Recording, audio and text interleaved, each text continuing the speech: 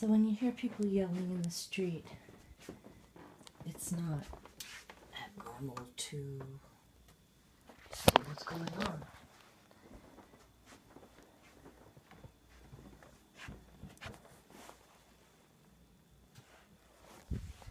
Without any regard for, just being loud in a place you don't even really technically live. I have no problem with it. But these people live like that and then step on me. The grandmother says, "I'll punch you down the stairs."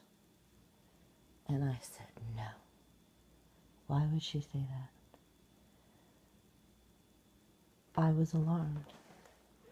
She was talking to Daniel Martin, too, the same guy that threatened to hammer to my head. They're good buddies.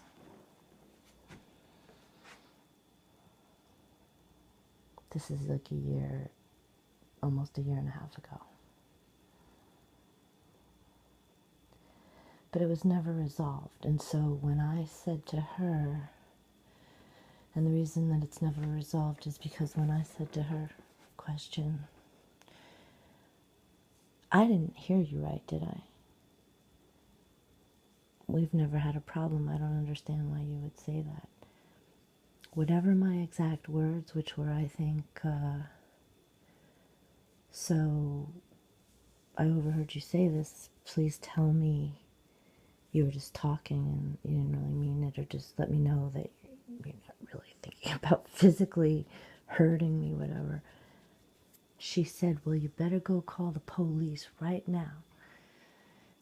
And I said, I don't want to call the police. It was a simple question. She says, don't talk to me. I said, just so I can have some peace of mind. And then she became increasingly aggressively angry, stormed towards me, and pushed into her apartment door yelling, call 911. And then spun some version of that to the point where I have to have a cop say to me that I instigated anything, period. And then the next day, I recorded her telling the neighbors, because she didn't realize I was here, listening, recording her, and saying, quote, the only reason I called the police is because I thought she was going to call the police. So I called them first. I called the police first. End quote. Period. I don't say anything to her little granddaughter. And yet the granddaughter's staring into my apartment the first day she got here when a friend was coming in and out, and I just looked at her like,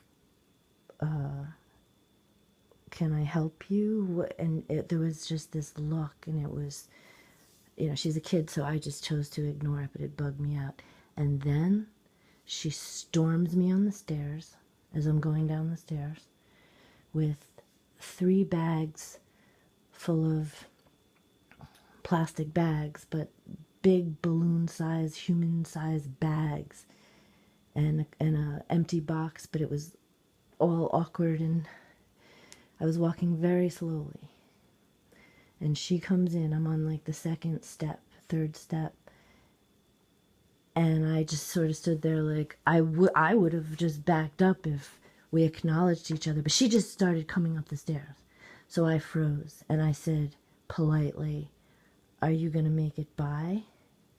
Because I don't want this asshole to push me over the banister as her grandmother threatened to do. And grandmother did the same thing, I don't know, like 6 months ago, last fall, I'm not sure. And that wasn't the end of it.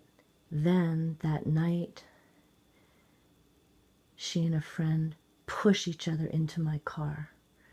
Sounded like they hit it a little bit, but mostly it was kind of like maybe she fell off the sidewalk, but the 2 of them were laughing.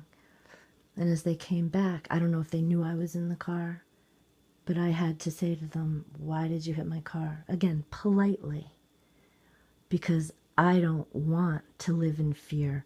So I confront the aggressor and make sure there is no reason they should be doing this. And they act, they pretend, oh no, I didn't hit your car. They're masters at that shit. But I got her to admit, well, I gave her the out.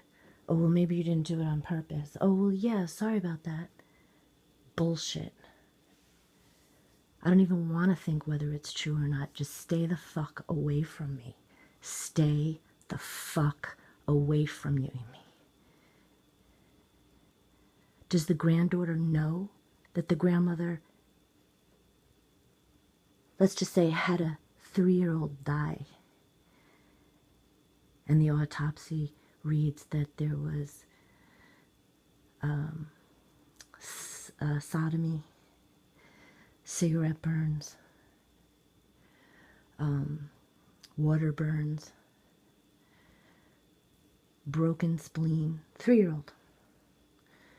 I don't know if they use the word contusions on the liver, all the internal organs bleeding. 3-year-old. Even if the boyfriend of the new baby didn't do it to this other man's baby that he was taking care of, the police report reads that she did nothing.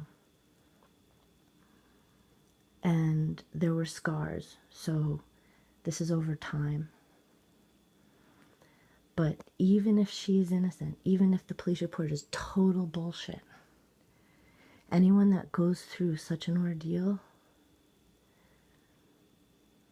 has no business continuing to act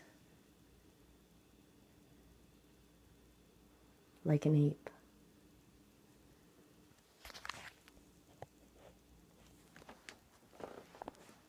I was going to say gorilla, but a gorilla is a compliment.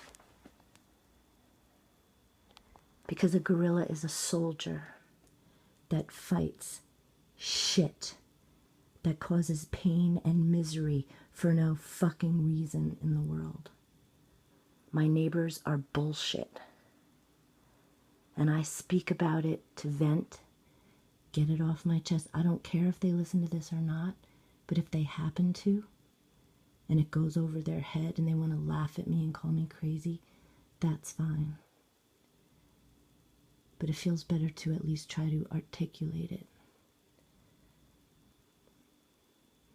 I had my life stolen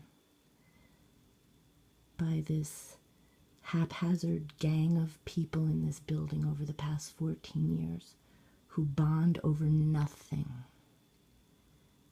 over a sense of obligation more than anything else. They don't like themselves, they don't like each other. Some are worse off than others. But I want to come up with a word for a person like, what was her name in that movie?